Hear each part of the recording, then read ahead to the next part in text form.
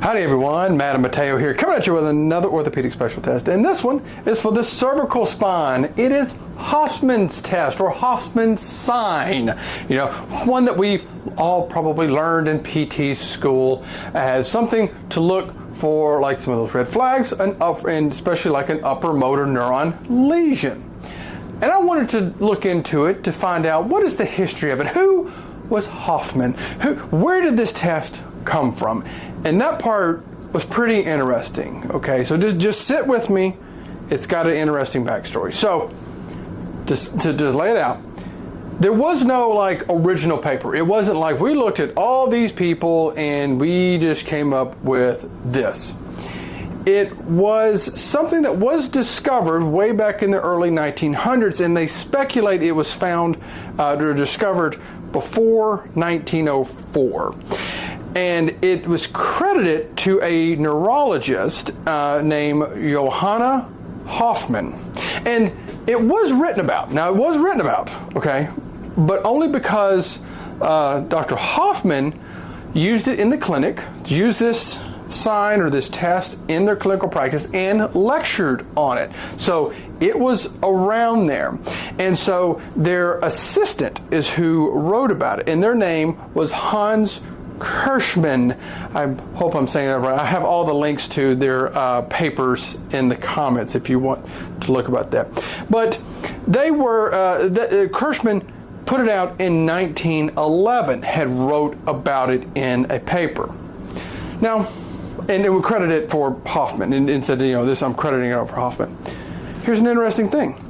Two other people have come up with this test or a similar test, and they said they came up with it independently. Now you got to think, this is the early 1900s. I love it when people say this. This was before the internet. Yes, so many of us were born before the internet. Okay, so you can see like, okay, you just observe this and you write about it. Well, this other person was a neurologist in Hamburg, and they wrote about it in 1913, and their name is Trömner. Okay, so their paper is linked down below. Another person is credited with it. It's Jakobsohn. It looks like Jakobsohn, but it's like Jakobsohn. They published one in 1908 where they were tapping the radius. So they kind of credit it so it's all the same. So in a very interesting thing, you may see this as Hoffmann's sign, Hoffmann's test, or you may see it as Trömner's sign in places, but it's the same thing. So it's kind of funny that this was kind of all coming up. But anyway, with that being said, let's get in on how to do it. To perform this test, you have the person sitting, you want them relaxed. You hold their hand and you want to support the middle finger there. And you run right there at that proximal IP joint. And then what you do, you just tap the nail on that middle finger. So you can use your thumb. I've seen the middle finger, that they tap that nail pretty hard. And what you're looking at is the index and the thumb. And you want to see if they come together like that, this little reflex like that. And if you see that, that's considered a positive. So let me show you on doing this on a few actual live people. So to perform this on an actual person, we're going to have the hand here. So I'm holding the middle digit. And again, we're going to watch these fingers here. So as I flick that middle finger, flick there, we get no movement here as I do that. So this is a negative test. So here's a clip of someone with a positive.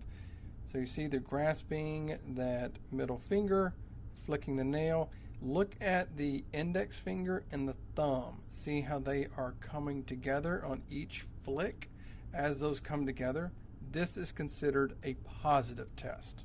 And getting in on the research, this is going to be kind of all over the place as well. But I will say first and foremost, this test has been found to be reliable. Okay, both inter and intra. So if I do the test and you do the test, we're both going to observe like the same thing. If you really want to think of like reliability, think about trying to hit a target. So Reliability is how you can actually hit the target. It doesn't matter where on the target, we're hitting the target. So if I do it and you do it, okay, we're both going to hit the target. And if I do it repeatedly over and over again in the same person, different people, it's going to test the same thing. So it has been found to be a reliable test. But when it comes to like the validity, that's where things kind of get a little bit crazy. So there was a research article back in 2001 in which a spine surgeon was looking at people that were coming in with like neck issues, and they did the test and then they did imaging to see if there was a cord compression. And they typically look at this for cord compression. And so they looked at this big group of people and they counted a positive with this test with any movement of the index and the thumb. So when they did that, any movement they considered a positive. Well, they found that the sensitivity there was at 58%, specificity at 78, positive predictive value of 63, and a negative predictive value of 75. Not too good. And again, comparing this, so they did the test and then they looked at if they had a cord compression. Interesting thing, they had a neuroradiologist that was blinded to it and did the same thing on if there's cord compression and all this, and it caused all of it to drop when they had this blinded. They weren't actually blind; they were just blinded to the the results and all of that. The sensitivity dropped down to 33%, the specificity at 59%, positive predictive value at 29%, and the negative predictive value of 67%. So it really, really dropped. Now you may be like, "Well, Matt, that's just one study." Well, they did do a systematic review years later, 2018. And the thing is that they looked at 580 studies. So, systematic review, we're going to find all these papers. They whittled it down to 45. And then just really wanting to find the most high quality, 3 papers out of it. They only found 3 papers. And from this article, they came up with the positive likelihood ratio and the negative likelihood ratio. And the positive likelihood ratio was 2.2, meaning that you are 2.2 times more likely to have it compared to someone who doesn't. And for the negative likelihood ratio of 63, meaning that you're like 63% less likely to have it if you have a negative, both of which were not very good as well. They did another paper. So if you're saying, like, well, Matt, what about something more recent in 2023? They did it again. They looked at 52 people. Of those 52, 34 had a cord compression that they had confirmed. And they found that the sensitivity was 30% and the specificity was 35%. So again, not very good.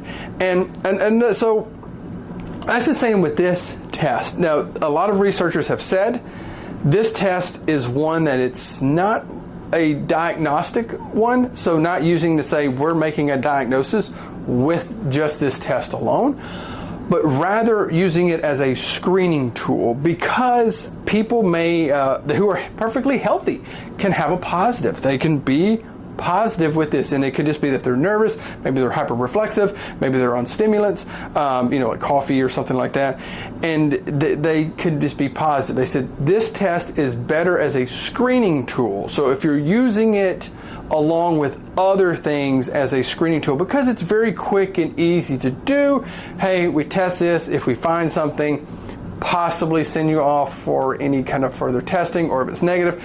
Again, we're looking at a lot of other stuff. So this test is one that they recommend. It doesn't sit in isolation. So that's kind of a key thing to think with that test. But anyway, that is Hoffmann's test. That wild backstory of everyone coming up with it at the same time, and then all this stuff that we have on it now. But anyway, let me know. Do you use it? Have you had a positive? That's kind of interesting. Let us know. Let me know if you know anything about that. And of course, if you enjoy the video, hit the like button down below. And like Mateo always says, take care of yourself. Take care of your patients. We'll see you next time.